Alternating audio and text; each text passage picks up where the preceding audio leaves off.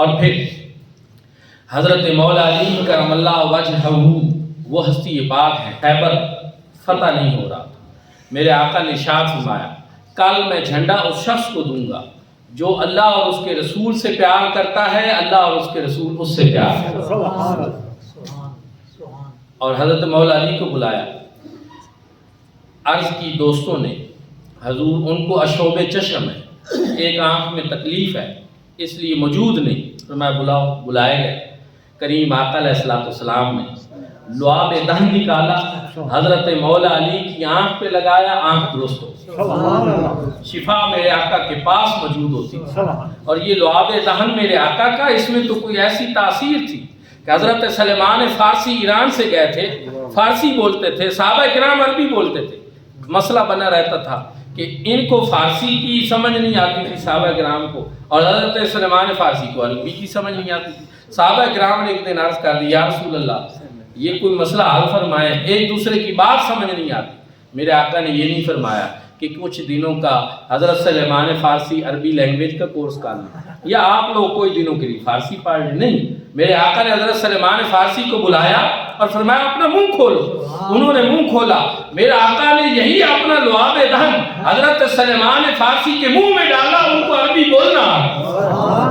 یہ میرے آقا کا معجزہ ہے، یہ کریم آقا علیہ السلام کے معجزات میں سے ہے کہ جس کو چاہیں جس طرح، لعاب دہن ایک ہی ہے لیکن اس کی تاثیر جس طرح کی میرے آقا چاہیں اس طرح کی تاثیر اس کی ظاہر ہو۔ کہیں حضرت مولا علی کی آنکھ پہ لگ رہا ہے تو اس کو شفا بخش رہا ہے، حضرت صدیق اکبر کی ایڑی پہ لگ رہا ہے تو زہر کا اثر ختم کر رہا ہے، کھاری کنویں میں میرے آقا لعاب دہن ڈال رہے ہیں تو اس کو میٹھا بنا رہے ہیں، یہ لعاب دہن حضرت قتادہ کی آنکھوں پہ لگ رہا ہے تو اس کو آنکھ عطا فرما رہا ہے۔ یہ میرے آقا کریم آقا علیہ السلام کا معجزہ ہے کہ جس طرح کی تاثیر میرے آقا چاہتے تھے، اللہ رب العزت لعاب دہن میں وہ تاثیر رکھتے۔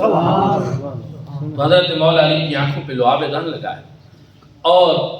خیبر کے میدان میں آپ گئے، وہاں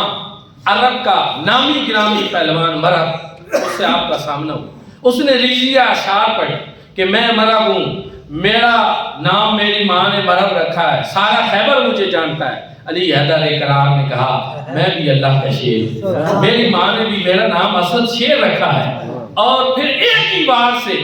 اس کا سر ضرور خاک میں ملا دیا اور وہ دو نیم ہو کر گر پڑا۔ دوستان ذوالفقار، پھر حضرت مولا علی کرم اللہ وجہہ نے خیبر کا دروازہ اکھیڑا، اس کو ہاتھ میں ڈھال بنا۔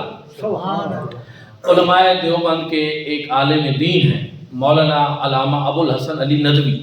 انہوں نے ایک کتاب لکھی المرتضیٰ حضرت مولا علی کے فضائل پہ، انہوں نے